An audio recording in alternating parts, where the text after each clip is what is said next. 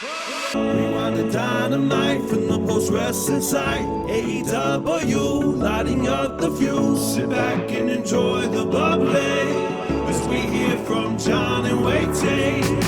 Where we're going, we don't need roads. And if the buck stops here, this thing might blow.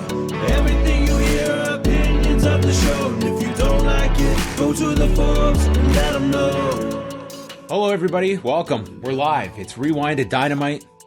Moments after homecoming. Yeah, that's it. How you doing? 4 weeks of longing to go home. Yeah. That's why it's called homecoming, you know. Sure, 4 weeks is a long time. How are you? Doing good. Doing pretty well. Yourself? I'm doing good. I'm doing good as well.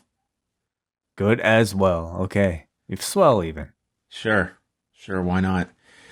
A lot of stuff to discuss, as we do most nights, as we will be getting into homecoming tonight. 2 hours back at Daly's place.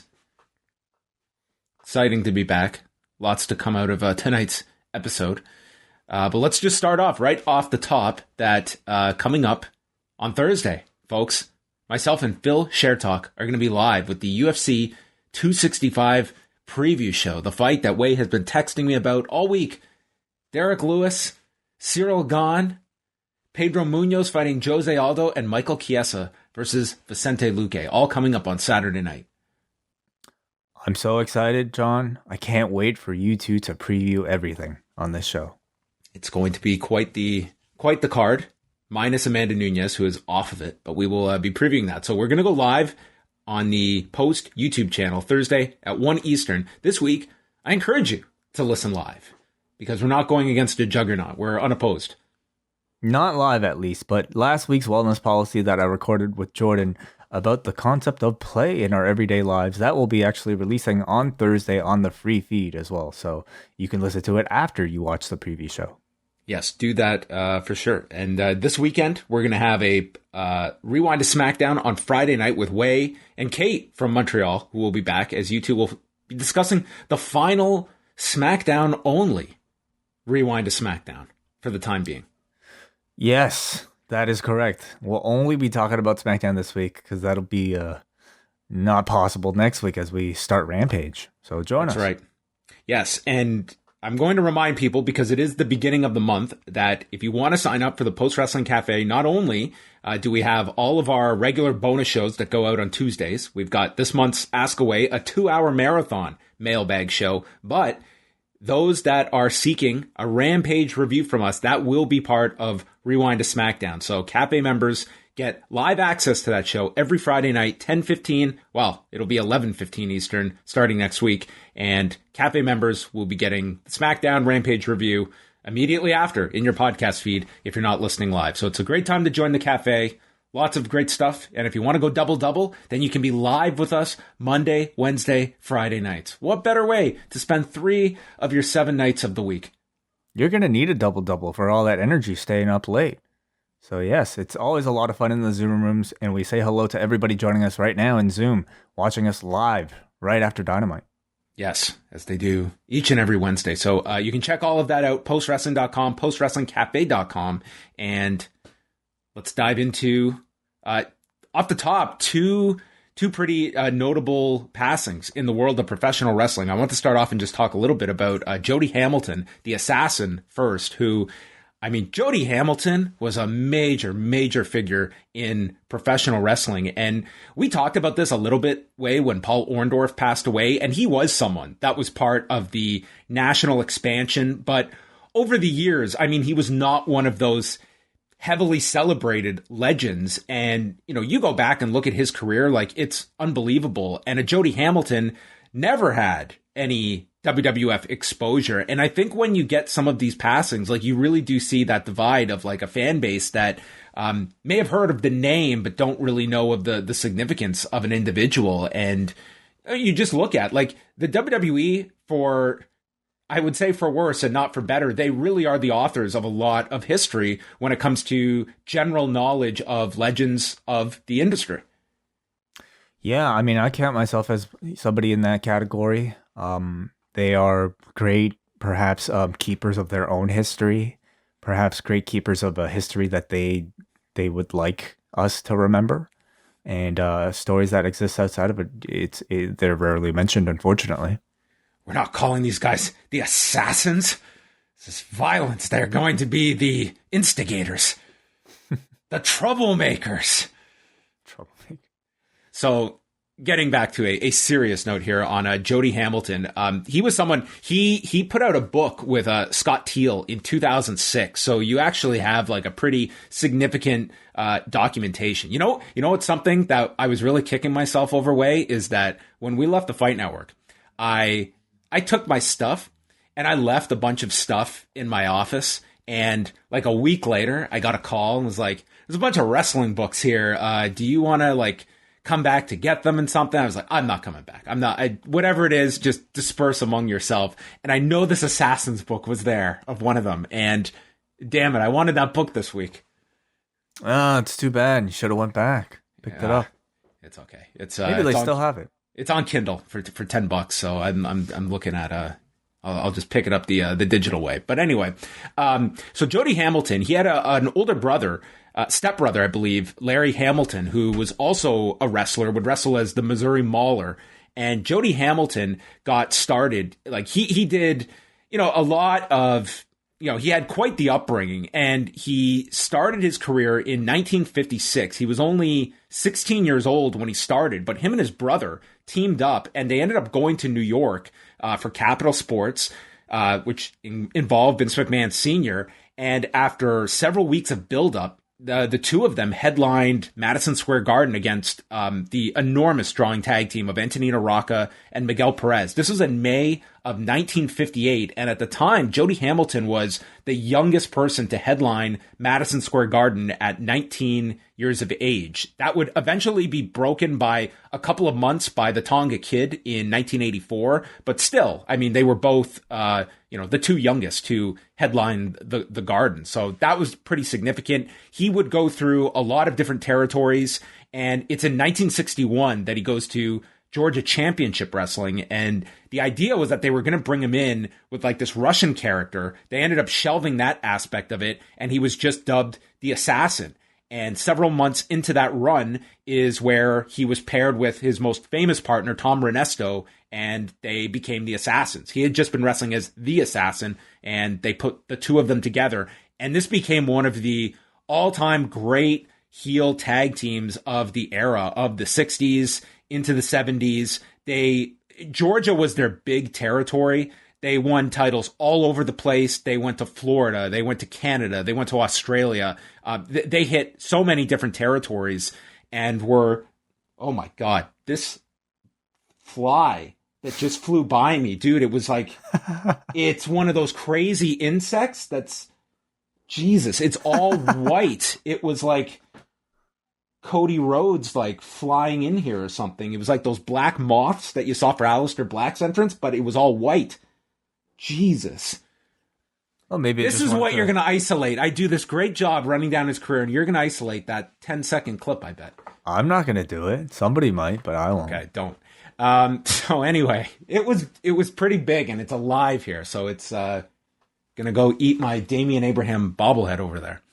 So the two are paired together, and it's in 1972 that you had the big war in Atlanta. This is where Ray Gunkel had died, and Ann Gunkel took a significant amount of the NWA roster and ran counter to them, and that included taking Tom Renesto, who was the booker, and Jody Hamilton. And it was a very, very nasty promotional war from 72 to 74. And then when it was done, All South, which did have success, they ended up closing shop, and the Assassins returned to Georgia. But at this point, Renesto is kind of pretty much putting his career, he's winding it down, and Jody Hamilton would work singles. He would also try to reform the Assassins with different partners, with Randy Colley, later with Hercules Hernandez. In Continental in 1985, he changed his character up, and he went from the Assassin to the Flame. And I put the video in the story on him today. You have to watch this video. Like, this is just wild, okay? As he morphs into the Flame.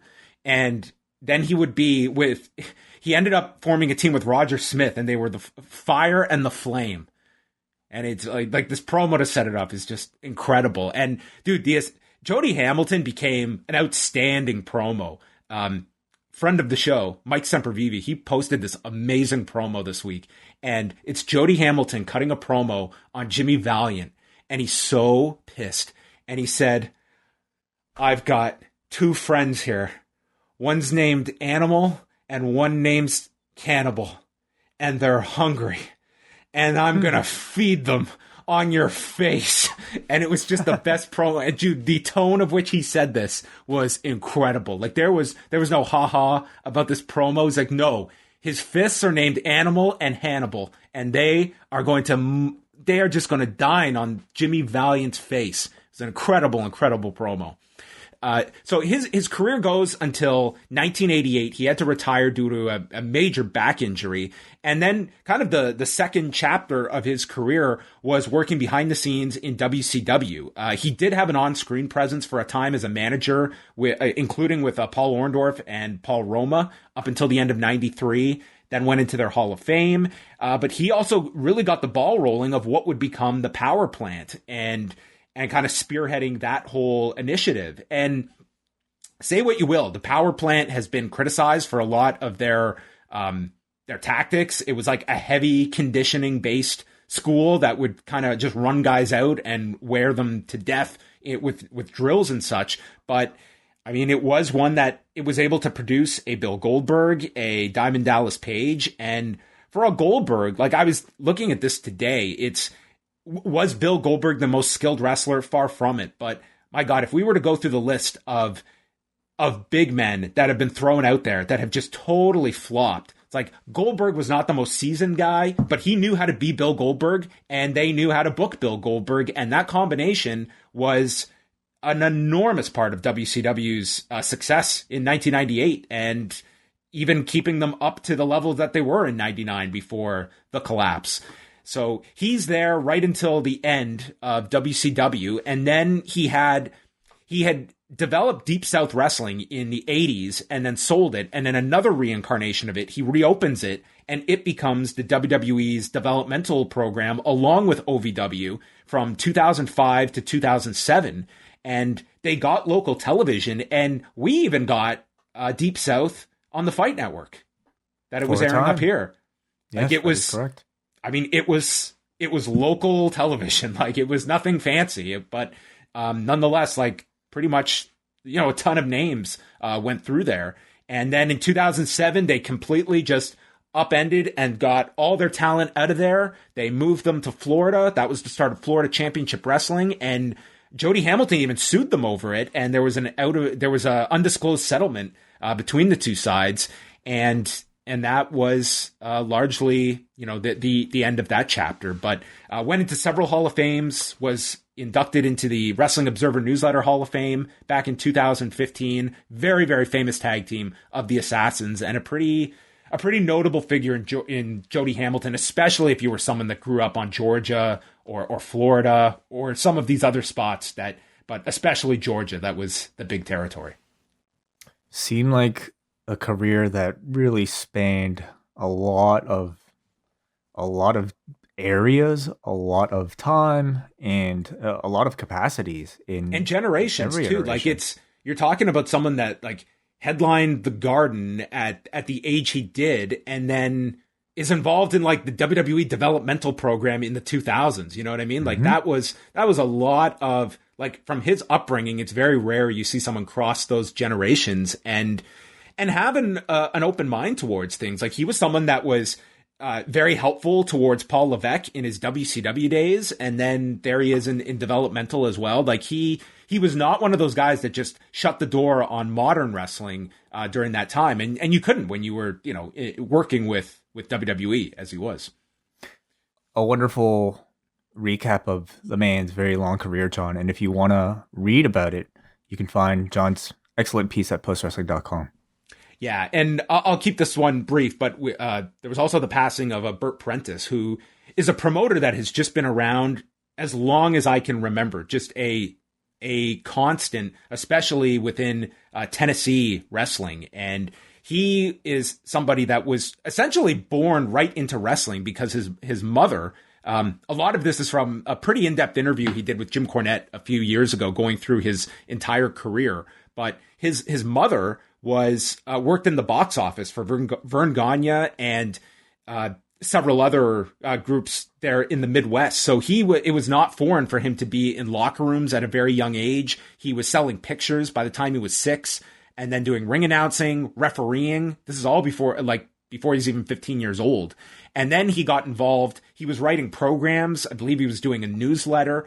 And he goes to Southwest Championship Wrestling in 1983, which was Joe Blanchard, Tully's father, his promotion, and ends up becoming a manager as Christopher Love, managing Tully. So this was that was in 1983, which was also the same year Southwest got removed from the USA Network and WWF got onto USA, and that was where the relationship of WWF and USA dates back to. But he had managerial stints in Global, and then goes to Memphis, and that's where he pretty much put down his roots and would be involved there, on and off, like pretty much throughout the rest of his career. There was a period that he went over to promote Ozark Mountain Wrestling, and that would morph into several different groups, including Music City Wrestling. And a lot of the younger WCW talent at the time, like a Shannon Moore, for instance, kind of a lot of young talent got their start there, getting familiarity, working on local television. And he was able to get back into Nashville, promoting the Nashville Fairgrounds.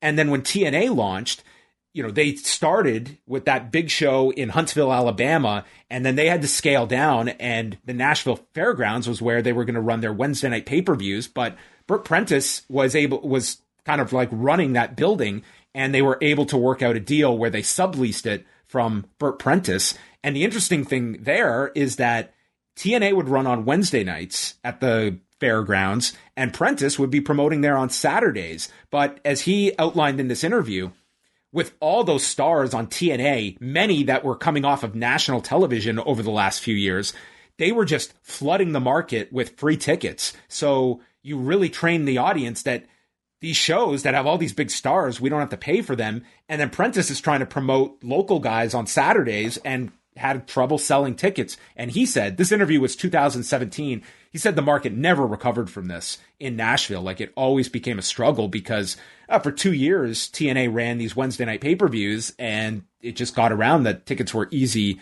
to come by. But he said TNA paid him fantastic money while he was working with them. He co-hosted Explosion with Jeremy Borash.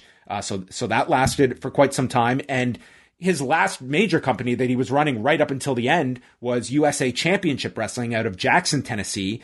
And they had, they got local television there that he said they got free television. They didn't have to pay to get on there, and was just running there with a lot of young stars, but also working in the Tennessee legends, bringing in Lawler, bringing in Cornette, or any of, the legends that have all that cachet in that state with, the history of professional wrestling. But he had been battling cancer, and he was born in 58. I don't know the exact date. So, that would peg it. He was either 62 or 63. So not all that old, but, just a name that has always been out there as a promoter doing, local wrestling, which, you have to be a hustler to be doing it as long as he did in Tennessee, no less. Like, that is just like, it's small town wrestling, and doing it with, gosh, there's probably many lessons to be learned, positive and negative, about promotion that he has probably lived through many, many times over.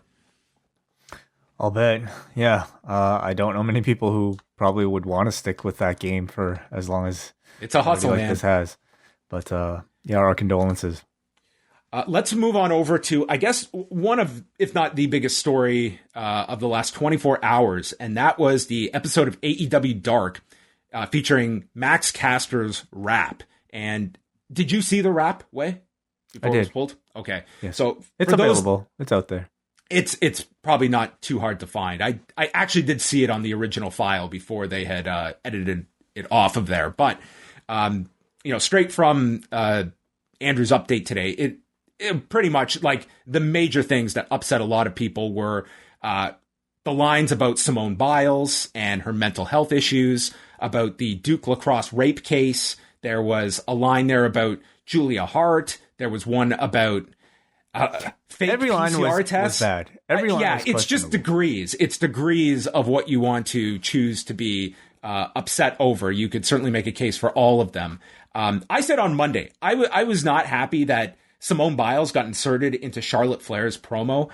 So you can imagine what my thought was here. I thought this was much worse. Simone Biles, it's like, this is a sexual abuse survivor. Okay? So when someone like that is going through mental health struggles, probably not fair game to be thrown out here for bad promo material. So I was amazed that this got through the channels it did for something that would have been done last Wednesday, and this was Tuesday. Tony Khan did address this on Busted Open Radio, and this was transcribed by Andrew today. Speaking of Dark last night, Max Caster's rap was terrible. I was not out there in the moment when he did it. It was not during Dynamite. I was out back when Max had said the rap. I had not heard it until last night, truthfully. In the editing process, it should have been caught. We deleted the episode and reposted it with that edited out. But it shouldn't have aired, and I put such tight controls on Dynamite, and this would have never happened there, because Max's raps, I always have gone over with him, and frankly, every segment on Dynamite. I don't script or write wrestlers' promos, but the bullet points I give. So in this case, it shouldn't have happened, and what will happen going forward is I will be taking over the editing of Dark and Elevation myself. I was already editing Dynamite and Rampage, and I do a lot, and now I also will be editing Dark and Elevation. So, it's unfortunate that it came to that. This is a response, and to be clear, I haven't heard the interview, but just reading that, this sounds like someone that was extremely upset, and it should not be this extent that Tony Khan has to do everything. This should, dude, a rape joke getting through on a promo, if you want to give them the greatest benefit of the doubt that Max Caster somehow felt that these edgy raps that I have to do have to toe that line, there are still more channels that this never should have aired on Tuesday night. How anyone hears that the next day and says, you know what, that's just too far. I just can't believe it got to the point that it got through whatever check-off process it was, and this was deemed fine. Yeah. I think it's one of the issues when we really applaud AEW as an environment where talents are able to have a lot of creative freedom to be able to do a whole lot of what they want. And often, sometimes that's really to the detriment. And when you're producing as much content as you are, when your AEW Dark and Elevation sessions are as long as they are, things are going to slip through the cracks. And that's not an excuse, because a lot of people got to watch this. The people involved probably should have known better. The tag team that actually did this entrance probably should have known better. Nonetheless, I felt it was a good response from Tony Khan. I thought it was really important for the leader to come out and immediately discredit this and to say that this does not represent what our company should represent, and that we screwed up and we made a mistake. This is unfortunate. It's easy to perhaps say this is the character. Okay, this is supposed to be the Thugonomics Cena. It's supposed to be edgy. I feel like this is definitely on a far different level, and it's every single line, not even just that one line. And really, Max Caster, I feel like should have known better for his age. And I'm sure this will be a big lesson to anybody coming out with their own material. And you know what?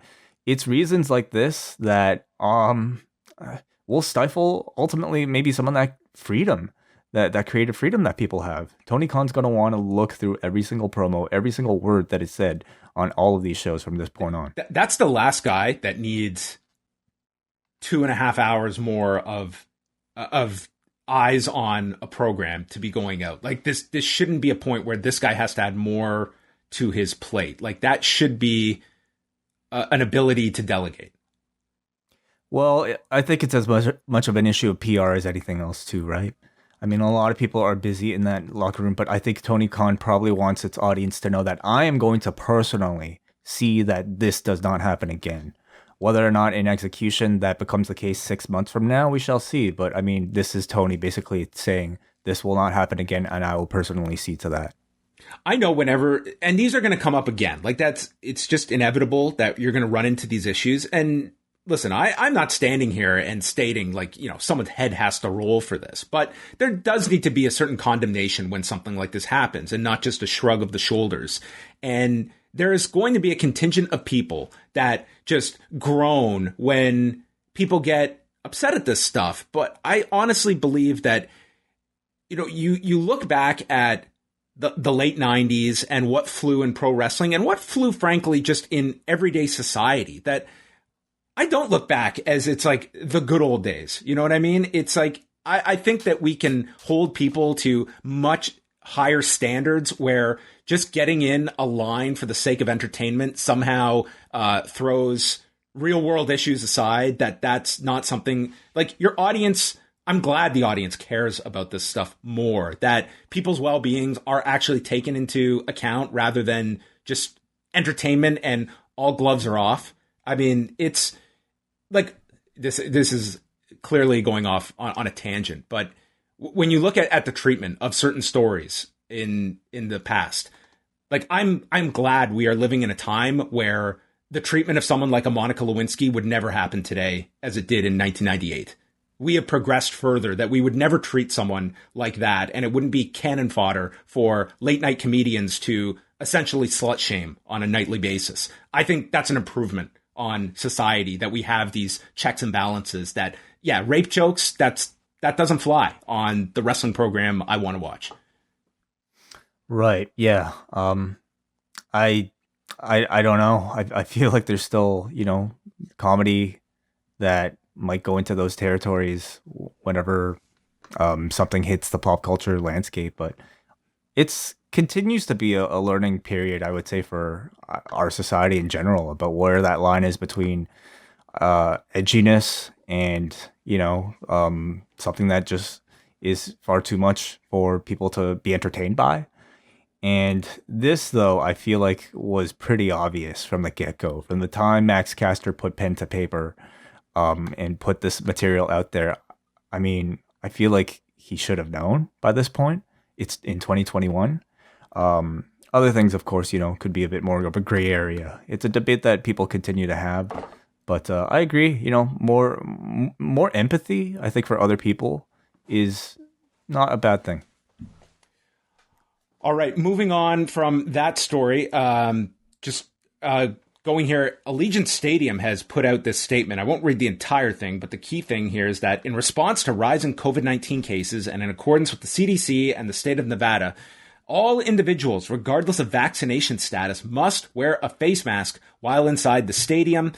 Currently, the state of Nevada and CDC do not currently require proof of vaccination to attend events, and says that individual events held at Allegiant Stadium may also implement heightened COVID protocols, so please read all correspondence regarding an individual event carefully. So from that language, it sounds like SummerSlam, if you are attending, you will need to wear a mask.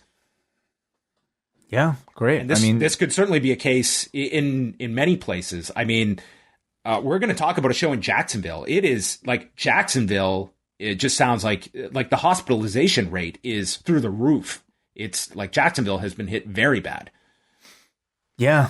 And different jurisdictions will do something about these numbers and some won't. But I think at some point, we have to realize that we're really far from out of the woods from this entire thing.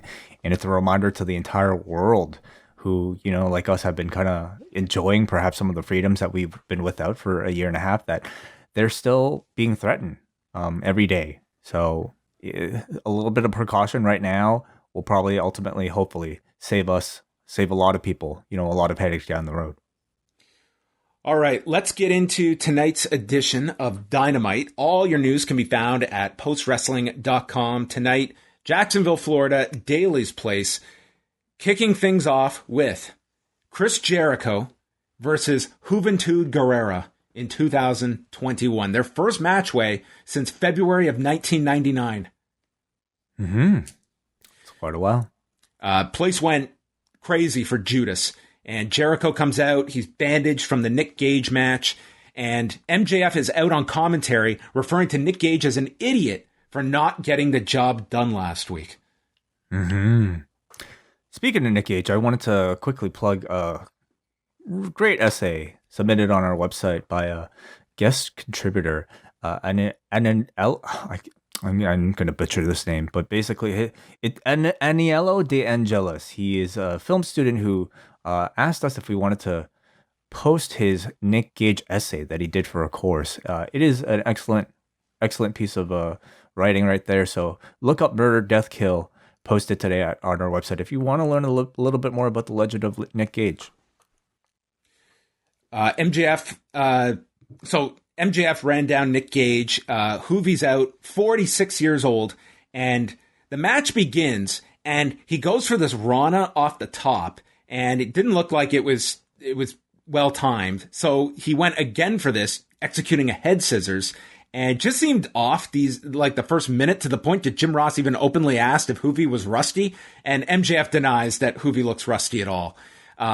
Things kind of got going here. Juvi used these spin kicks and uppercuts and the rings of Saturn. And Jericho, of course, the stipulation has to win by a move coming off of the top turnbuckle. So he used a double axe handle, which did not keep Juvi down. And then he executes a double underhook backbreaker, but Aubrey won't count because that was a grounded move. He's tearing away at the mask of Juvi, blocks a Rana on the ropes, and jumps off into the walls, and Juvi gets to the rope. So I guess this walls would have counted because it didn't come off the top rope. It did come off the second, but I guess close enough. I don't know if it would have counted if it's the second rope. Yeah. They did specify top rope. I guess he was sitting on the top. I guess, yeah. That one, that would have been certainly one. I would have protested if I was Juventud. Juvi does get him up for a Juvi driver, gets a 2 count, and then comes off the ropes into a Judas effect, can't cover him, so Jericho climbs to the top, does not go for the shooting star press, but instead the super Judas effect in 950. Jericho gets the victory. Yeah, when they announced Juventud Guerrera, it was a surprising name. The match, I don't know if I was necessarily anticipating in the context of a show like Dynamite. I thought nostalgically it was definitely worth doing it just to kind of see this pairing. But at the same time, when you try to redo your classic rivalries from the past, you really can't help but make comparisons to what they created in their prime. And unfortunately, this is a style that gets progressively more difficult to replicate with the aging of the performers. It's also a style that has evolved to such a high standard today than compared to 30 years ago that we have to put a lot of qualifiers perhaps to this one in order to really say that this was a good match. I thought it was captivating, but it was sloppy as hell. And, maybe Juventud Guerrera, you could say, was always kind of like this. But on Dynamite, when everybody is wrestling this style now and doing it so much better, it's you can't really just kind of give this one a pass anymore. Yeah, I think this one they really got through based on the personalities involved. And I mean, they really took to Jericho as a big baby face. And I think there was a novelty to Juventud Guerrera wrestling. But this was, I think it was an average match. And a lot of that was the audience, especially towards the end, at least getting inspired, I guess, by the closing stretch. Which I thought they did seem to finally get like their rhythm going towards the end. The beginning was a struggle. Yeah, I thought the top rope gimmick actually worked. I thought they, set up great little spots to communicate that this was the rule and Jericho couldn't win. And it helped allow Jericho to introduce a new super finisher to the repertoire. Yeah, we got the super Judas effect. So Wardlow attacks both men and pulls off Jericho from the turnbuckle into a knee. So both are down, and MJF announces Wardlow as the fourth labor.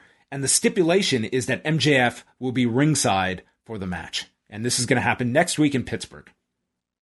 We were talking about all these possibilities of who the remaining labor could be, and it's a little disappointing that it's not somebody else from the outside.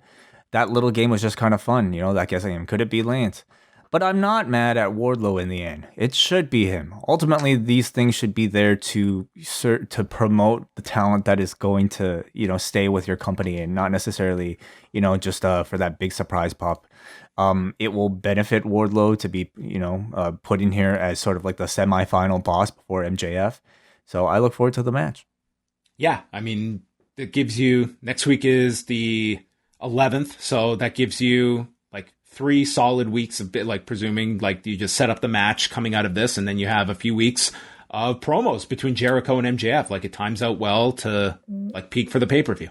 Or do you have Wardlow beat him with MJF screwing him?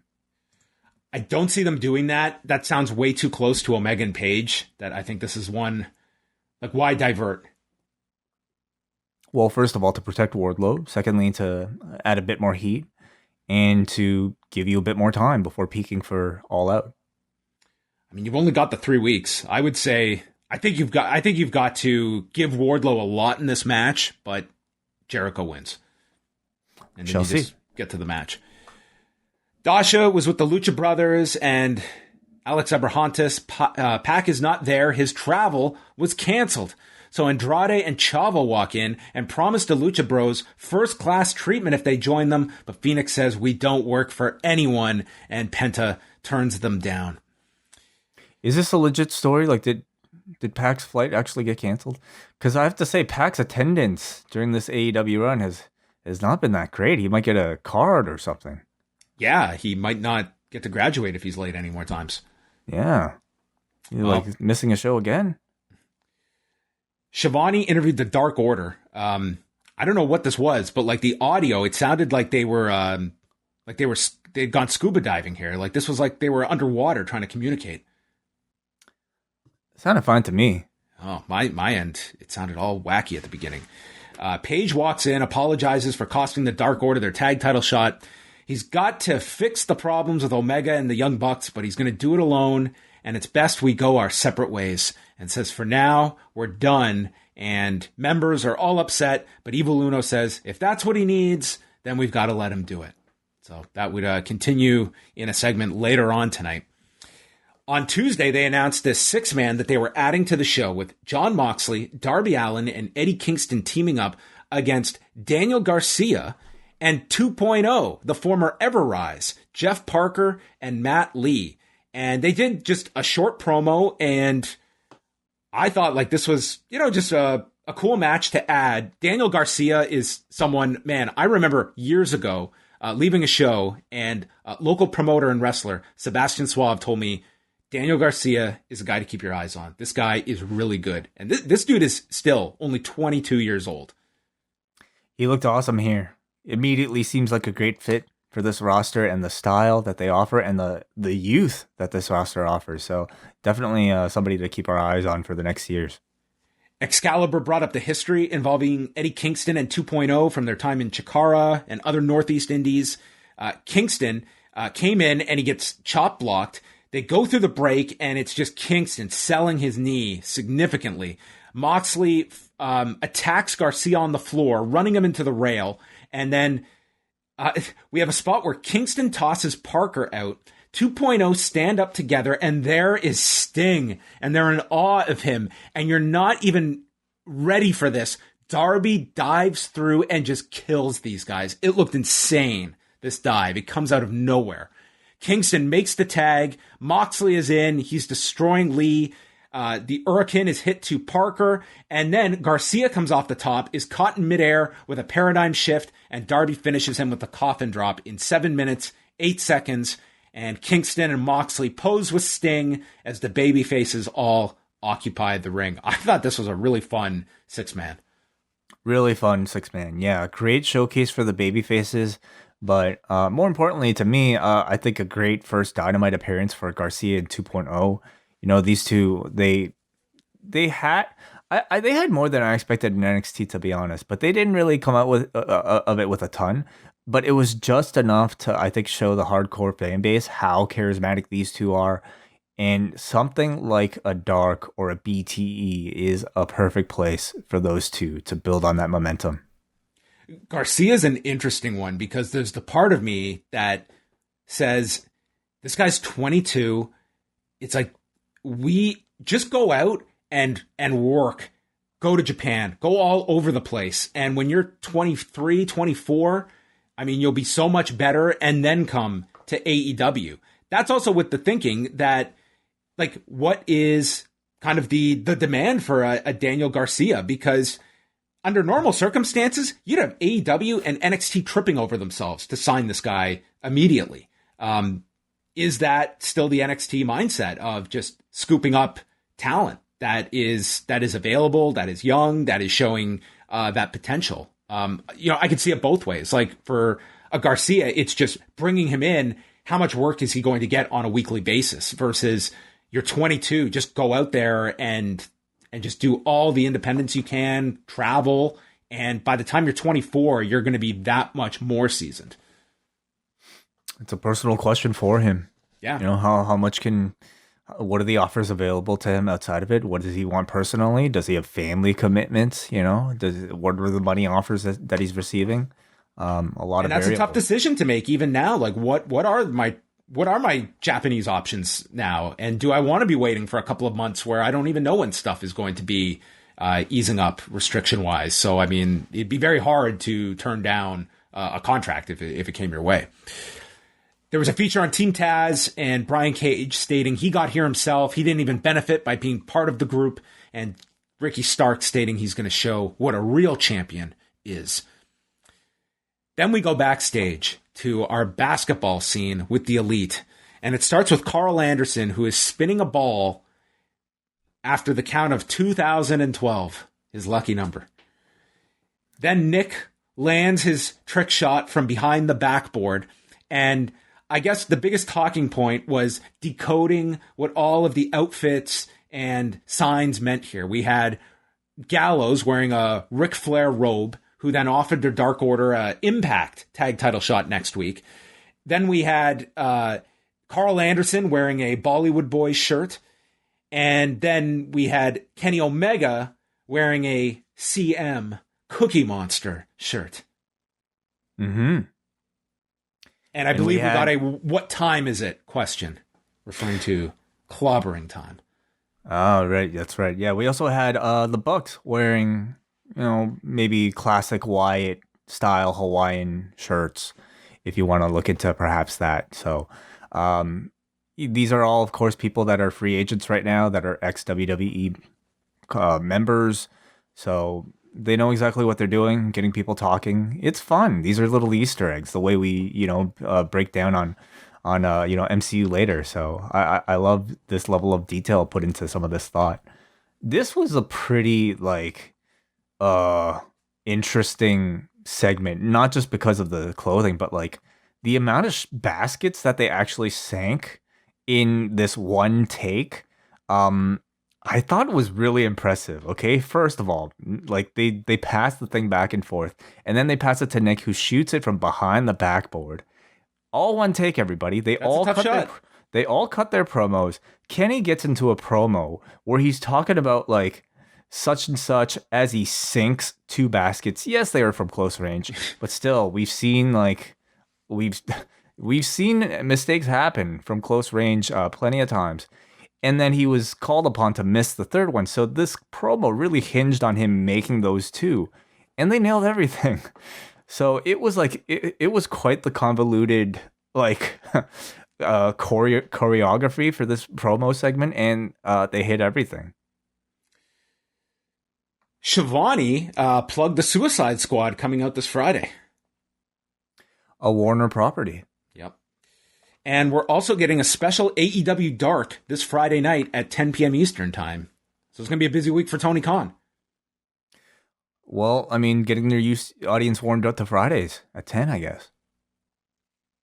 Yeah, that's what I figured was the rationale behind this. I don't know if this is going to really change viewing habits significantly on a week's notice, but sure. It could be a way to, I don't know, test broadcast signals. Who knows? There's probably some good reason for it. I mean, this is only going on YouTube. I would say if the idea was just get that AEW fan to tune into something, I would have at least done a promo or an angle for Dark on this show. Send people to Dark if that's the case, of getting them in that habit of, hey, we're going to make an announcement Friday at 10 o'clock. I think they want to give us a break, most of us, for one more week. Well, then why even do this? I don't know, dude. No idea. Christian Cage took on the Blade with the bunny in her corner. Christian Cage is undefeated. They reminded us many, many times. And Cage attacked the Blade on the ramp, and they brought up that because of this, Rick Knox never had a chance to check the Blade for the brass knuckles, so it gave him a reason to have the brass knuckles on him. The bunny interferes, and that prompts Layla Hirsch to come out and fight the bunny to the back. We go through the break. It's all the Blade in control. Cage then leaps off the top onto Blade on the floor, grabs his knee after landing it. Cage is hitting the punches in the corner. He gets up to 10, and then goes to 11, 12, 13, 14, 15. Rick Knox is like, just keep going. It's cool. And then Cage gave up. Knox fixes the turnbuckle, so his back is turned, and Blade has the knuckles, gets hit by a spear, and Cage pins him in 9:46. They pushed him. He's undefeated. He keeps moving forward. I thought technically this was a good, nothing to complain about this match. It was just like a very straightforward match with two, good workers. It was good. I don't have anything negative to say about it, but I also don't have endless praise either to heap. I mean, that really is the Christian style right now. And when you say the name meat Christian and potatoes, Cage, good wrestling, yes. Yeah, when you say Christian Cage, I don't think many people get excited about, the prospect of that type of match. Maybe other than Tony Khan, and that's the only person whose opinion really matters in the end. But for your average audience, I mean, the name Christian Cage does not necessarily inspire the level of excitement of, say, like a Darby Allin.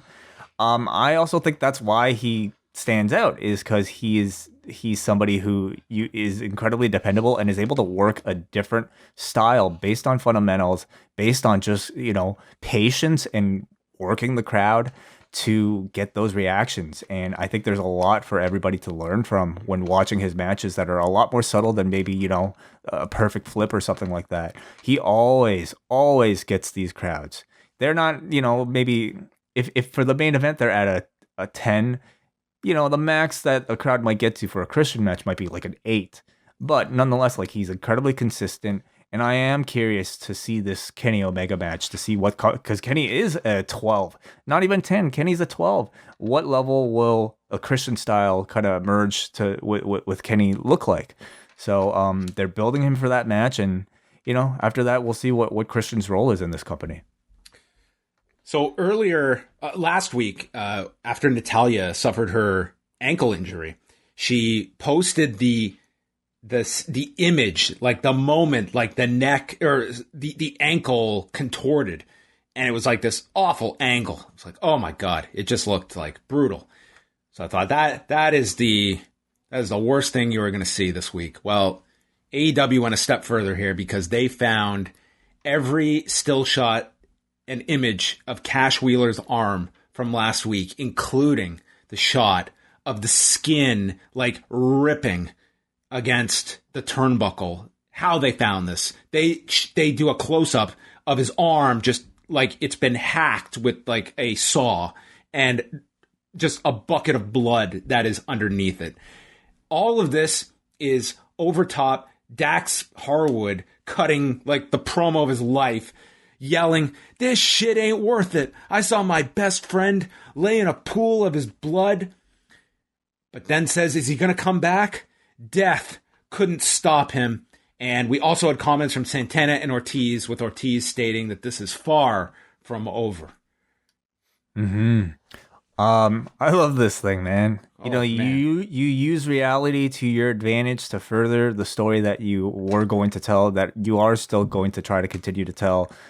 It was an awful looking injury. I'm sure the past week was not fun for this man, but this was also, a bit of reality that you're injecting now into this feud that they can definitely capitalize on, and they are capitalizing on.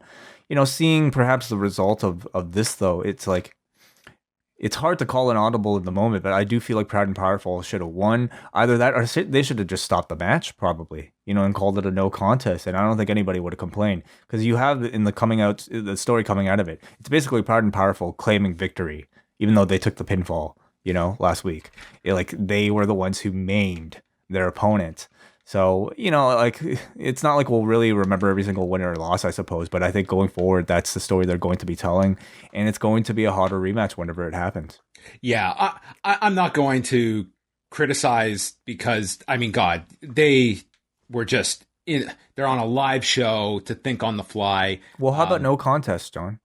Well, I would say, like, even if they had Tully there, like, just throw in the towel, you know what I mean? Like, it's a total justifiable ending, something like that. Like, it's totally believable. But, I mean, God, they have this whole thing mapped out. There's no way you could foresee that something like this happening. Mm-hmm. So, I mean, you just kind of have to chalk it up to that. Tony Schiavone then brought out Britt Baker. You know, I talked about how busy Kevin Patrick was on Raw. Dude, Tony Schiavone is just like what do you think his Fitbit's reading after an episode of Dynamite? This guy's running all over the place. He's never sitting down there at the announce table. He's in the back. He's in the front. He's doing pre-tapes. He's got to come interview concussed Cody. Like, Jesus Christ. This guy's just running all over the place. He doesn't get to sit. Yeah, why don't they like JR can't walk up and leave, or Excalibur, I suppose? Like, Excalibur, you get this one. I don't know. So Britt Baker and Rebel come out, and she brings up winning the title here in Jacksonville at Double or Nothing, and she's interrupted by Red Velvet. She says that red is not your color to Britt, and she wants a piece of the DMD. Baker brings up their match from last September, where she beat Red Velvet in 3 minutes. Well, Red Velvet says things have changed, and my record is now 22-4 with 7 straight wins, and I didn't have to cheat to win. Great line. Like, for people who have not seen Red Velvet on Dynamite for a long, long time, this reminded us that this was a different person. She has amassed a great number of wins since then. Her confidence is so strong. She did a great job convincing us that she was a different person now. In every instance I've seen her, cut a big promo, she has impressed me so much. And, again, to realize her age, like, she just has incredible confidence for that limited life experience. This is the argument Leon Edwards has to make to Kamaru Usman of how many fights he's gone unbeaten and still can't get a welterweight title fight. So they make the match for the debut of Rampage on August 13th in Pittsburgh. So we have one match for the debut of Rampage. I was very surprised, Way, that we went off the air today without... I thought, this match is fine. To me, it still needs something big for that first episode, and I would have wanted to do it now. Like, yes, you can do it on social media. I would not want to wait until Wednesday to set up, like, if you have a big match to play for Rampage, of waiting till next Wednesday to announce that. I would have wanted to go off the air tonight with what is Rampage going to be, and Dynamite next week is almost the setup for Rampage. Yeah, it makes you wonder who it could be. I imagine, it would be somebody who's involved in a major storyline, and maybe... Or they're going to make this the main event. They're banking on Pittsburgh being a red hot for Britt Baker, and they're going to put the women in this really big spot. Yeah, it's only which I think a is 1 hour. Great for the live crowd. It's for your debut. Like, that's putting a lot of faith in this match, especially a challenger that you have not been building on Dynamite. It's only a 1 hour show, so this match would presumably take up a big chunk of it, but I also feel like it probably needs something major, in terms of star power, which I do think we'll have announced next week. So Chavo is with Andrade and says he's hired Fuego del Sol, but he informs him his task is to shine Andrade's shoes. He's confused because this is not what he signed up for. So Andrade beats the hell out of him, and he's on the ground, and Chavo says the Lucha Brothers will never be champions as long as they work with Pac. Yeah, this entire storyline is them, like, taunting the Lucha Brothers for being subordinates to Pac.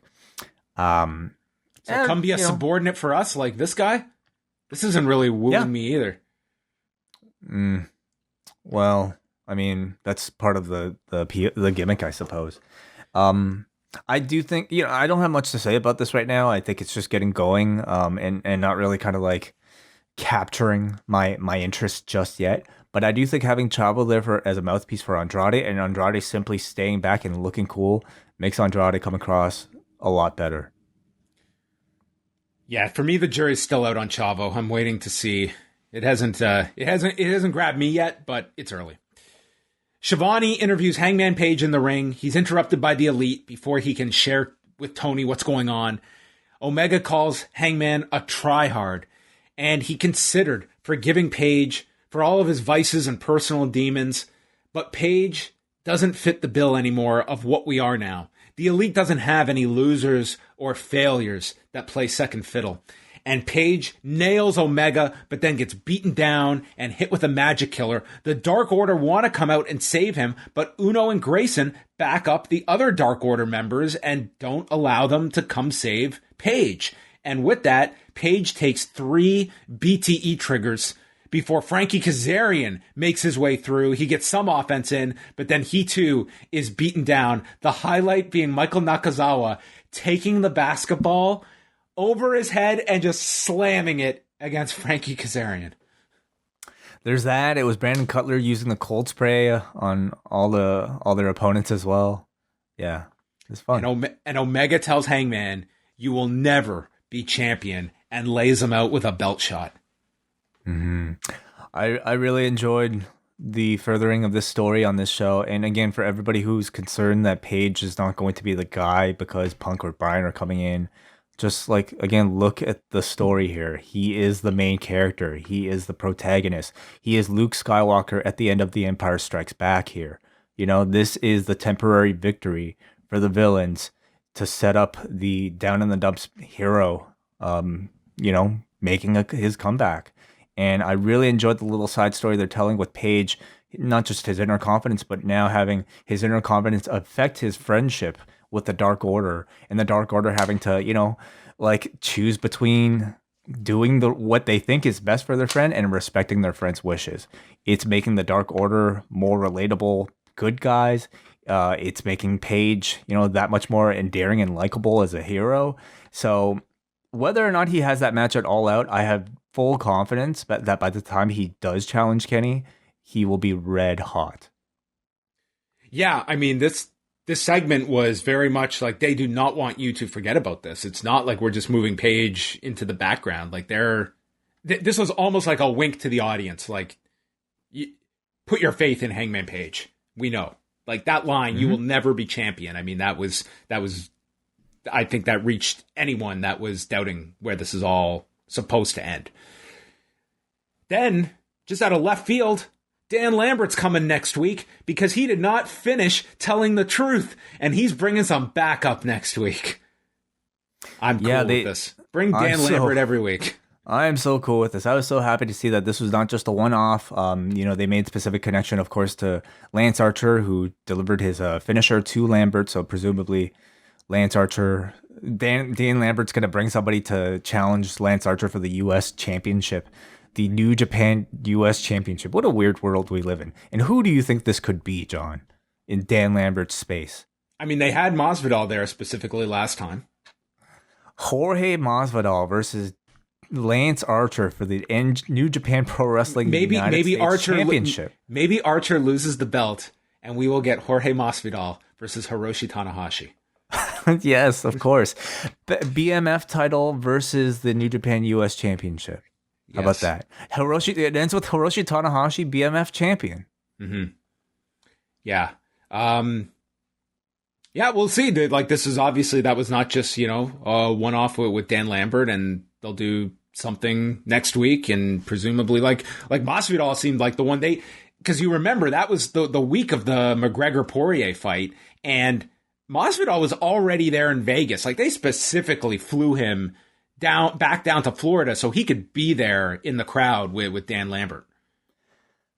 Perhaps I just don't see, Jorge Masvidal doing any sort of in-ring wrestling, even a clothesline or something. I mean, they're not even saying wrestling. I mean, it's just backup. It's just like it could be just an appearance. So it's, it's added. Well, ultimately it should add to a match. And Bruce Lord here in the chat room is suggesting Filthy Tom Lawler. What do you think? I mean, yeah. I mean, you have the MLW connection there with the New Japan connection. If it's for the U.S. title, yeah, you're right. It could be. It could very well be a way to introduce the strong openweight championship, so that we can have another title introduced here on AEW. Well, there are a lot of shows. Shows need titles. As we go to the TNT Championship match with Miro and Lee Johnson. So Johnson comes off the turnbuckle and is caught and just hit with this side slam, and he is stomped in the back. Lee retreats to the floor to avoid game over. We go through the break. Miro is dominating him, but then Johnson starts his comeback. He's able to send Miro to the floor. He hits a pair of tope suicidas and then goes for a tope con hero where he was supposed to be caught, but he had so much momentum that Miro, it was almost like he like pile drove this guy onto the ground, but they just kept going here. He hits a high cross on Miro in the ring, only gets a 1 count. And then, after landing on his feet from a German, Johnson lays him with 5 kicks, and Miro is progressively staggering, finally goes down. I thought Miro's selling was tremendous here. Like, he was playing the champion that he is the dominant champion, but suddenly he gets caught, and he's like really selling for this guy. And it leads to the frog splash where Johnson gets a 2 count. That was his big spot. Dustin Rhodes is out cheering for Lee. And then Miro, from his back, grabs him by the throat. Lee comes off the ropes, met with a kick, stomp, game over in 9:38. And then the best visual, Miro gets on his knees and just offers the title up to God. The Redeemer. That's right. I thought this was Abraham offering his son Isaac as a sacrifice. Just like that, yeah. I thought this was a really fun match. You know, another great showcase for Miro, who really is on a different level right now. He is very different from Rusev Day. He's more like, you know, the Bulgarian brute monster he was when he first debuted on the WWE main roster. But I would say a far evolved, way better version of even that guy, who can now speak for himself and who can deliver tremendous promos.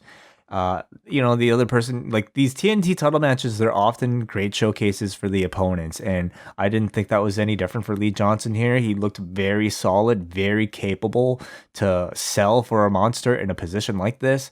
You know, it's not, I don't know if he showed me enough to feel like he was worthy of like maybe a leading role just yet. But I think this was definitely a worthwhile appearance for somebody on his level, and I hope they use him a lot more often on Dynamite. For Rampage, the broadcast team for August 13th will consist of Excalibur, Jericho, Mark Henry, and Taz. A 4-man booth. It's a lot, yeah. That's a lot of traffic. It's also babyface Jericho now, which is a departure from what we have used to when he's been on commentary in the past. I mean, Mark Henry is... Taz will be the heel. He will be. It's just, there's a lot going on here with 4 people at once. Like, we talk about 3-man being a lot. 4 is going to be, especially with 2 that are not regular broadcasters, that Excalibur and Taz are. Yeah, I feel like Taz and Excalibur will really kind of like lead the team. I'm interested to see how much of a permanent fixture Jericho is. You know, we've heard him plenty of times join the commentary desk on a Dynamite where those ultimately become 4-man booths. I feel like they probably know their way around maybe navigating all that. And I would assume Jericho is maybe just there for like the initial period just to kind of give that added bump to Dynamite Rampage's debut. And Mark Henry, we'll see what he has as a commentator. I don't believe I've heard him do the job before. Yeah, I mean, could be a revelation. We will see. Tony is with Christian Cage, who is officially the #1 contender for the AEW title. Said that Layla Hirsch came out to help you. Are you going to help her tonight against the Bunny? He said he went up to Layla to offer his help. And you know what she said? He starts singing the Golden Girls theme. Mm-hmm. Yeah, it's a reference, honestly, I don't really get. I never watched the Golden Girls, did you? No. I missed that generation. Even on reruns, it was not a show that really caught my attention. But I mean, I know the song, yeah. He said he came back here to cement his legacy, win titles. Next week, he'll be in Pittsburgh for both shows, and he's going to show he's better than good. I'm elite. He's elite, sure, yeah. It was okay, you know. It tells the story. We know he's the next challenger, sure. The Bunny came out with the Hardy family office to take on Layla Hirsch, who had Chuck Taylor. Just to hold that thought, do you think they might do that on that Rampage? Well, it's too soon, I guess, right? I'll tell you, if they're doing Omega and Christian Cage on Rampage, that 1,000% should have been made clear tonight. Yeah. Like, you should not be doing that on Twitter or next week's Dynamite on 2 days' notice. Yeah, and maybe they aren't. Maybe that could be all out. That could be, they could have some crazy idea and they're going to do Christian and Omega on one of the Chicago TVs. Like, it's they've got a lot of different things to play. They could put a title match on the United Center show. Yeah. Yep. So we had like 10,000 people in each person's corner here, from the Hardy family office, Chuck Taylor, Orange Cassidy, Chris Statlander, and Wheeler Yuta. There are a lot of best friends. Can you have so many best friends? You're really just friends. No, you got to pick one. Okay, you get one best friend. You get a circle of friends, but you only get one best friend. Mm-hmm. Yeah, maybe each one is a best friend with the other. Yes. So a correction on my part from last week. This is not an eliminator for the AEW women's title, but an eliminator for the NWA women's title. And there in the front row is Camille, who I would seriously question how many. Like, I guess you didn't need to go super in depth. It's like, she's the NWA women's champion. That's all you need to know. But I would imagine many people were seeing Camille for the first time, even with this audience that is probably more aware of other pro wrestling. It's possible, but I mean, at the same time, this was an audience that wanted to see the, like, Warpath. What was his name? Warpath? What, like the guy that they campaigned to get on the TNT title shot? You know who I'm talking about. Yeah. Who they brought in. Yeah, I forget his name. Well, Camille Warhorse. Thank you, chat room. Warhorse. Like, this is an audience that like goes crazy for Warhorse. You know, they I think they know who she is, or enough people know who she is. To be fair, no one was going crazy for Camille when she walked into the ring. They weren't going crazy, but they know who she is, or at least, and I think enough people know. And with her, it's almost like, okay, it doesn't matter. She's the women's champion. Here's a big, strong person with a belt who is far bigger than the challenger. That's all that matters. Yeah, it was really the shot at the end was what they were selling you. So they mentioned the knee injury to Serena Deeb that has sidelined her, and the winner will travel to the NWA to challenge Camille. And Bunny walks up to her in the front row before the break. Nyla Rose and Chris Statlander are getting into it on the floor. So there's a lot going on here. Hirsch is hitting these German suplexes, and she's working for the armbar. Bunny keeps defending. She takes a knee to the head, and then Hirsch goes for this double springboard moonsault and totally misses the Bunny, who then capitalizes with a Death Valley driver, only gets a 2 count, and Hirsch again goes for the armbar. The hands are clasped, so she rotates around, finally breaking the grip, and Bunny taps in 8 minutes and 12 seconds. So Camille enters the ring, and on top of it, she's wearing these heels. And it was insane to look at this was the biggest discrepancy in height. It was like, this was the visual. This is the only visual you needed to see. Yeah, this is your Hogan Andre moment, you know, and obviously they're not as well known as those two, but for characters that are relatively new to this audience, you go by size, like you go by the most relatable story in the book, David versus Goliath. It's a very easy story to tell. And did they say that this would be on NWA TV? They just said NWA, so they didn't say if it was going to be at the pay-per-views at the end of August or TV. They just said it makes little sense to me that they would spend the airtime to build to this match if it wasn't going to be on AEW television. I would think it should be in AEW television or NWA? Yeah, AEW television. Well, they said they're going to the NWA for this match. Right. Okay. Yeah. I mean, I guess that somewhat surprises me, because have they done that in the past? I mean, they have a relationship. Having a relationship means, you do stuff for each other. Chat room is suggesting Empower. Can you see that? The NWA. Well, that's what I just said at the pay-per-views. Yeah, in St. Louis. So that would make sense. Yeah, I guess they're doing some co-promotion there with Mickie James coming, and or at least Mickie James. Maybe she'll make an appearance on the show. Then Jade Cargill and Mark Sterling gave us an update. She's been too busy to wrestle because she's been diversifying her portfolio with Shop AEW and interest from Hollywood. And getting hashtag Jade brand out there. But she is ready to return, and she will return to Elevation on Monday. Cool. Yeah. Well, this is them promoting Elevation and promoting Dark. Yes. So she will be there on Monday. I unfortunately kind of find this whole thing losing a bit of steam. I feel like Jade, even when she was teasing, this like free agency type of thing, she felt like there was a lot more buzz attached to her. Now I think Mark Sterling is really talented, but it makes the gimmick feel a little bit too comedic to take seriously. And that plus the fact that we simply haven't seen her wrestle in quite a long time, just kind of makes me go meh at the whole thing at the moment. Yeah, it was sort of just a segment of, hey, remember Jade Cargill. Next week in Pittsburgh, Chris Jericho versus Wardlow with MJF at ringside, Nyla Rose versus Chris Statlander, and the Good Brothers against Evil Uno and Stu Grayson for the Impact tag titles. Do you see this PBR ad that aired during commercials? Yeah, the PBR ad aired tonight, I guess for the US, featuring Matt Cardona with Chelsea Green, Hornswoggle, Brian Myers. Was Mark Sterling in there too?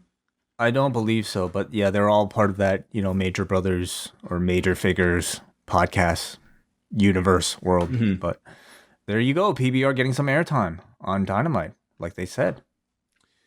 And they confirmed here Britt Baker and Red Velvet for the Rampage debut. So we go to the main event, and Malakai Black enters, and we've got pretty much comes out in this mask with these like antlers, and then it just goes completely dark. And then removes the mask for this big close-up of the eyeball. I thought his entrance looked really cool. I liked it. I liked it a lot, too. Really cool. And, I think the NXT entrances have been great. They look awesome. I think they also probably have a lot more budget to play with. But this was totally worked. It was, it was the same but different. I thought it looked really good. And then Cody comes out, and I mean, the crowd was fine all night, but this is what they were here to see. They were at just, like, the show up until this point, like, I don't have a whole lot negative to say about it. Like, it was like a fine show, but to me, it really didn't have, like, the punch of the last couple of weeks. I think the show was largely built up to this main event, and coming out, I'm sure the last 15 minutes of the show are going to be most people's discussion. I agree. Yeah, we've had Dynamite at such a high standard recently that, coming back to Daly's Place, even though it was the largest crowd they've ever had at Daly's Place, and maybe not a top to bottom pay-per-view level show, feels a little bit like a retread, but this was certainly a worthwhile main event. The bell rings and the crowd's going nuts. They're chanting, "Holy shit." We've got one in black, one in white, and Black goes after Cody's knee. He gets a deep half crab, and Cody is able to get out of it, and he climbs up the turnbuckle, and Black just leaps up, kicks Cody off the turnbuckle, and he plunges through the table ringside. And this crowd's going nuts. Cody is able to fight back and beat the count, but his knee is wrecked. And as he staggers up, he eats a Black mass, crowd cheers, and Black stands on Cody's chest in 4 minutes and 39 seconds and wins. I'm going to get the negative out of the way first, okay? This is all well and good to do this, but you had a golden opportunity to take Malakai Black and go through loss after loss after loss, and then he gets some help, and then he goes on a tear. But you blew it by bringing him in. He looks unstoppable. He beats a top star immediately. There's no funny business. Like, they make a star in 4.5 minutes, and you've ruined what could have been just weeks of fan unrest. And why are they killing this guy? And then you give the people what they had wanted after they no longer care. Other than that, this was brilliant. Yeah, I thought this sucked. Should have been Matt Hardy out here as his first opponent. Use the ropes. On the ropes. Malakai Black is upset. Did I make the wrong move? Can I hang here? Obvious finish. Building stars does not have to be so hard. And dude, Cody has done it many, many times where, dude, you want to make someone, we're putting you over 1,000%. 1,000. There was nothing for Cody here. It was all about making Malakai Black. Oh yeah, absolutely. What a great all this stuff about it takes years to make a star and all of this, and then you watch something like this. This is how you introduce someone, and you tell your audience, this is somebody to pay attention to. This is a big deal. This is the debut Aleister Black should have always received from the moment he left NXT. Sorry, my headphones just ran out of power, so you're going to have to keep talking, John, while I plug in. So it was just a dominant one-sided win for Malakai Black, and Black is on his way out. He's just smiling. And Tony Schiavone, you can just see the camera as Tony Schiavone is running towards the ring as Cody is like selling the concussed black mask that is just taking his head off. And there's Tony running into the ring to get his exclusive with Cody. And dude, you're looking at the clock. It's like, there's 6 minutes left in the show. What are they going to do here? And the end here, do you have any thoughts just on the match before we go to the promo? You know, it was, I think, what we love about Aleister Black's style. It was tremendous looking Muay Thai style kicks. I was actually really impressed with a lot of his submission work and his beautiful entries into those submissions. You know, this is, I think this is the guy that Undertaker always wanted to be. You know, we see the Undertaker. We know he's a huge fan of MMA. We've seen him be called. Sorry, I'm picturing the Undertaker just trying a black mass with those hips. Yeah, that's not happening. But if the Undertaker was like 30 years younger, okay, he'd be Aleister Black. He would want to be promoted as Aleister Black is legitimately perhaps the greatest striker in AEW. Perhaps you could say. You know, you can make an argument for it. Like him doing a Hell's Gate feels so natural. The Undertaker doing it, not as much. So to me, he is like really the next evolution in that style of like gothic but realistic fighting style type of character. And we only got to see a snippet of it here, but he looked great doing it. So Cody takes the microphone. He says, "Legacy is a funny thing. I got into wrestling at 15, and all I wanted to do was win the title they took from Dusty at the Garden. I've had so much fun. Time flies." And dude, he is selling this knee like he never stops with the knee. I thought he was just great here. He shakes Tony's hand. He says, "I fired them. They didn't fire me. Then I went out. I met Kenny and the Bucks, and people were laughing when we said that this would be a revolution." Big AEW champ breaks out. He says, this is destination viewing now. We're not an alternative. We're competition. We set the table, and now it's time for some new people to eat. And my face has been plastered on everything. Maybe there have been some outside interests that have come about. Maybe some infighting among us. But I love all of them. He calls this the AEW Amphitheater. There is no bitterness when I say that I love you all, and you made my life special. And he takes off his boot to leave in the ring, and there, where a crutch is laying, Aleister Black, Malakai Black, returns and blasts him with the crutch and takes the boot as Excalibur asks the question if Malakai Black has in fact retired Cody Rhodes as we go off the air. I thought this was just excellent. I thought Cody was great. I thought that they did everything here for Malakai Black. This promo was tremendous. He had this audience for all the negativity people want to give Cody. That's your prerogative. But my God, he had this audience in the palm of his hand here, delivering this promo. And it was great. I agree with you. I really liked it. I wasn't really sure where they're going when, you know, they were doing the whole thing. Like, this needed to be Cody's sort of salmon jacket moment.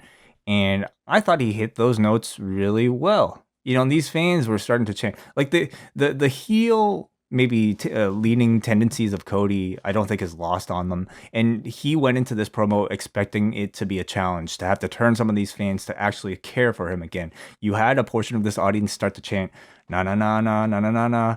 and the rest of them start to shut them down because they realize that they were going to be listening to something important. I thought he crossed a threshold where it went from acting to actually feeling heartfelt.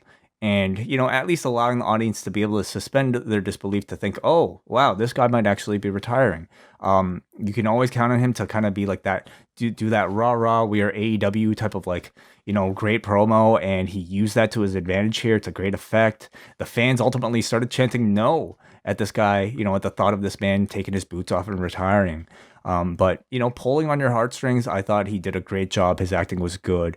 And was it enough to turn him back into a babyface? I don't really think so, especially not in front of maybe a less forgiving crowd than maybe, in their home base of Jacksonville. But nonetheless, I thought it reheated the feud really well. And you can have an excuse for Cody being away for a while now. Yeah, I mean, this wasn't like him just being... I mean, he was demolished in this match, but this was more so, is he coming back? That's the story you can play up, and he can disappear for a while. Yep. But you have the program to come back to. And afterwards, they announced to the crowd there that they would be coming back to Daly's Place December 29th. So the last Wednesday. Is that a Wednesday? Let's double check. That's the last Wednesday of the year. Cool. So there you go. That was homecoming before they're back on the road in Pittsburgh. Overall, I thought it was a solid show, maybe a step down from previous weeks, but I can't really say like there were any must-see matches coming out of this particular episode, and that includes the Labor of Jericho match, that includes even the main event, but of course you should watch the main event simply because of the excellent booking. I really wouldn't have, even if it meant a 5-star match between these two, I think this was better in the long run for Malakai Black. The Cody thing is certainly interesting at the end, so a worthwhile episode as always, I would say. I think that, the last 15 minutes, and in particular, just seeing Malakai Black handled that way, like I honestly believe like that is just such a huge part, I think, of fandom, is seeing new stars created and adding new characters to your big mix. And it's a different comparison, but on Saturday night for that Bellator show, like if you have been following AJ McKee's career, like here's a guy who makes his pro debut in Bellator, and by this, you cannot control the outcomes. And he had to go out there and win fight after fight after fight after fight. He's undefeated, goes to this Grand Prix, and he's facing legit, like the best fighter in Bellator history. And he beats this guy in less than 2 minutes. It was such an incredible moment, not just because it's a great story. It was the crowning of a guy that feels, number one, he is the biggest star in Bellator today. And he feels like one of the biggest stars in MMA within reason, because he is not a guy that is going to be your at the level of your biggest UFC draws. But like those kinds of moments, I think, is what just so re-energizes your audience when they see new stars created. Like that is what the industry is built on. And I think it's frustrating for a lot when fans are behind certain talents and they see a Karrion Kross or they see a Keith Lee, and it's just, you see something like this and you realize it does not have to be so complicated. Like, yes, you have to do weekly television, and that's a big task that I think we don't always give enough sympathy towards. But at its core, this does not have to be as complicated as it is often made out to be. I look forward to the day where, in this line of analysis, we no longer have to set the bar so low that we have to constantly like applaud maybe basic logical things like pushing a guy strong in his debut match. That's what it's gotten to. Yeah, like we constantly make these references because we continue to see it being done in a way that is completely inefficient and completely wasteful of the tremendous resources that that are available to these companies. And so I look forward to that time when we can really kind of grade this among like other high quality works that are out there in entertainment. And it goes for two. Like it's the direction that you push this to. It's also like having a Cody Rhodes on board. Like, yep, you could not ask more of somebody to go out there and just be destroyed in 4.5 minutes for the idea of creating an opponent for himself. Like, I think he sees that big picture, and he's done it multiple times. Yeah, at this point, really, he is untouchable. I think he is so ingrained into the DNA of AEW, and he's a very good speaker that I think he, like him being away and coming back will immediately kind of refresh that stock. People will kind of forget about a loss like this, and they'll see his next match as a big match. And he's, I think, very smart with his, with that value. Forum.postwrestling.com. Tonight's rating out of 10 was a 7.59. All right. I'll start us off with Bruce. Another entertaining Dynamite. The latest developments in the Page Omega saga were engaging, and it was great to see one of the best U.S. independent talents on primetime TV in Daniel Garcia. Sure, Juvi and Jericho was a little rough around the edges, but that black mass was perfect. Like a lot of people, I was having fun sussing out the Easter eggs in the Elite's outfits, and as a Vancouverite, got a big kick out of the Bollywood Boys nod. But am I missing something with the cutting down of the net? I'm familiar with the actual custom, but does it point to a particular wrestler? I didn't think of it that way. I thought it was just to fit with the theme of I don't know, the basketball retirement thing. Maybe, who knows? Maybe somebody will point it out later on after this. We got a Dan who says, once again, Dynamite was 2 hours of fun with only a few underwhelming chunks in the bunch. I thought the Jericho Juventud clash was a bit of a misfire, even if it was a noble one. Outside of that, in Andrade's latest week of treading water, I had a pretty good time. Big fan of the retro Disney Darby Allin Contron. I'm not sure if it's... Did you notice Darby's Titantron? No. Yeah, it was like some cartoon. I actually didn't pay such close attention to it. He says, I'm not sure if it's new, but it's newish to me. Also new to me, 2.0. What an introduction. I dug their style. I dug their shtick. I'll take more of that. I gotta say, I love watching AEW Dynamite each week, but my instant reaction whenever Rampage is teased for Friday nights is, Christ, no! I hope AEW and WWE both do monster ratings on Fridays, and I'm glad there's something other than the 2022 watch on Fridays. But a weekly Friday appointment just feels like an obligation. There are millions of high school basketball fans that'll disagree with me on that, though. Football fans that'll disagree with me on that. Same with wrestling and Baby Blue movie fans. I look forward to being wrong and a weekly beer. Do they still do Baby Blue on Fridays? I think we're a generation removed from a Baby Blue on City TV.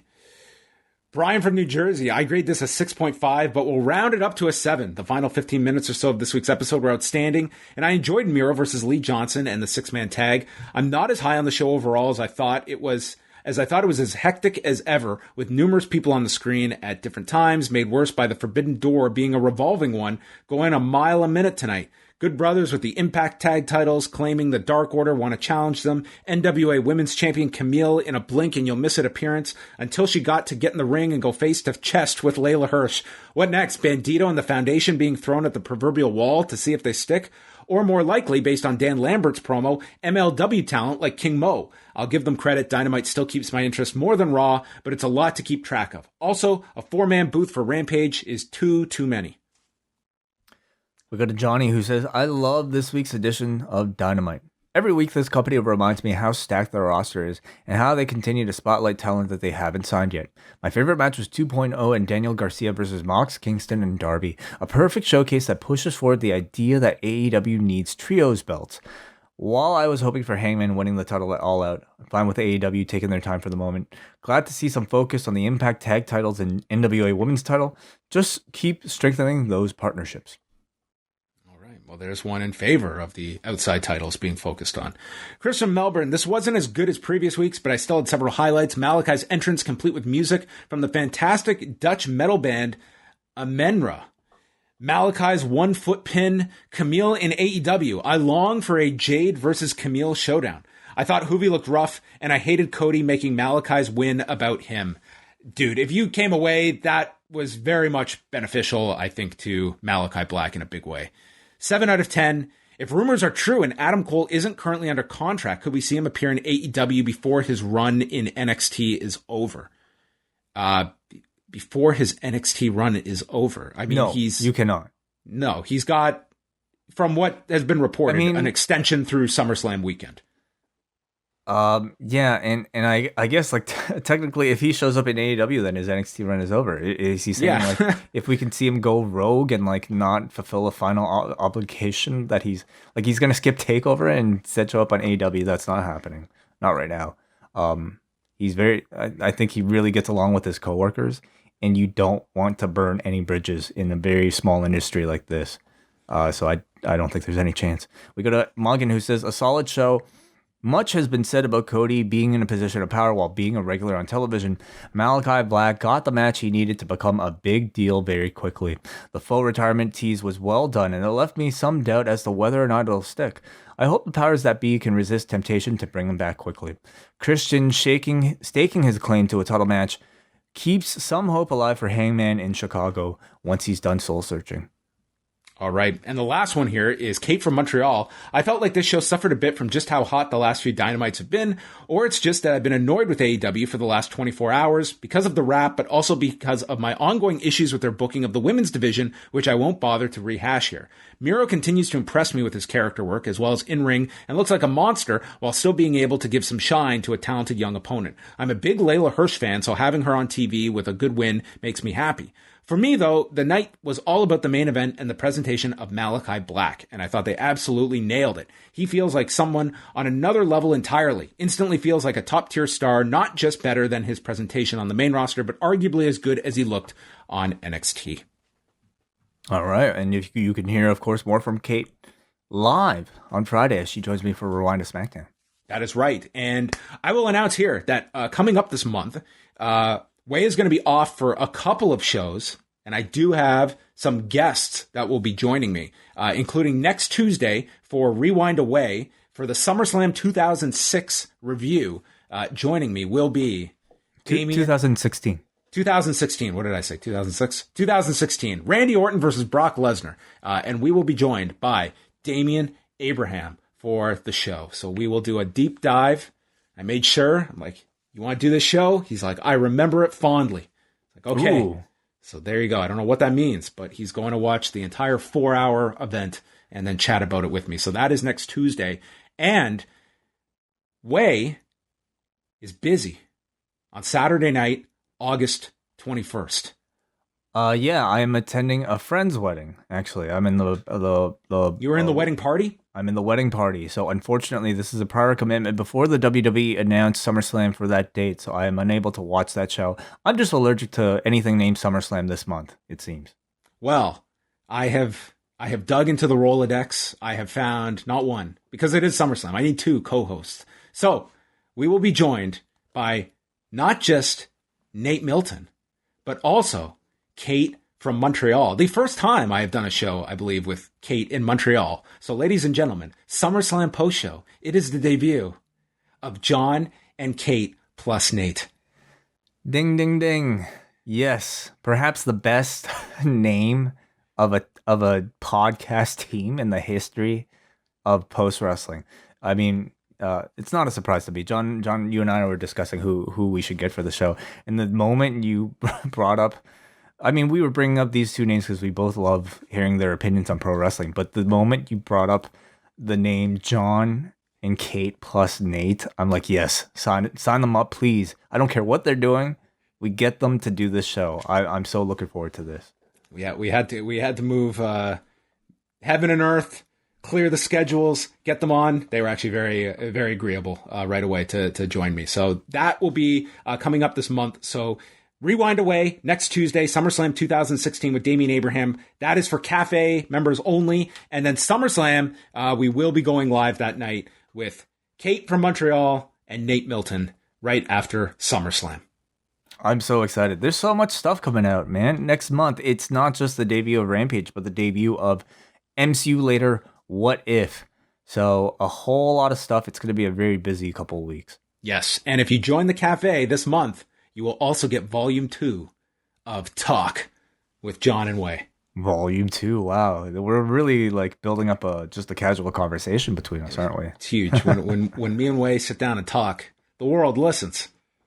All right. Yeah. I'm looking forward to it. It should be fun. We got a lot of cool stuff this month on the Cafe and on the free site. So check that out. I don't want to position it that and shout out Shout out, as always, to Andrew Thompson doing such a great job. And shout out to the BWE. They're every single day they're releasing a podcast from their 12-hour stream. We've just had interviews with Will Cooling, Jordan Goodman went up there. The two Sarahs should be up there on the podcast feed right now. John Lister is up there. John Lister. Later on this week, it'll be me with my brother James, who just celebrated a 51st birthday today. So happy birthday to James. Did you send your brother a video for his birthday? No. Wishing him a happy birthday? No. Because there was a birthday that James sent you a video, and it is one of the best videos of all time. Oh, in terms of promos, he's got me beat. He is awesome. I mean, with all due respect, Wade's a great promo. James is next level. He is the most charismatic member of my family. I mean, maybe my mom, actually. But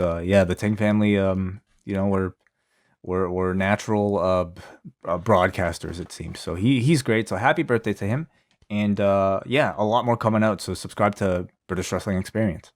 All right. This is the part of the show where I realize I totally forgot to talk about NXT earlier, but we're going to wrap things up. Listen to Up Next, everybody. Listen to Up Next with Braden and Davey. And I'm also, while we're in the plugging mood, great interview with Andrew Thompson with Chris Hero. Great chat to go check out on the site, and Andrew Thompson interviews on YouTube. So that's it for us. Way is going to be back on Friday night at 10:15 Eastern. I'll be back Thursday, 1 Eastern on the Post YouTube channel with Phil, previewing UFC, and then a post show Saturday right after the pay-per-view. So that is all for us. You will hear me and Way together again on Monday after Raw. So that is it. Goodbye. Good night. See ya.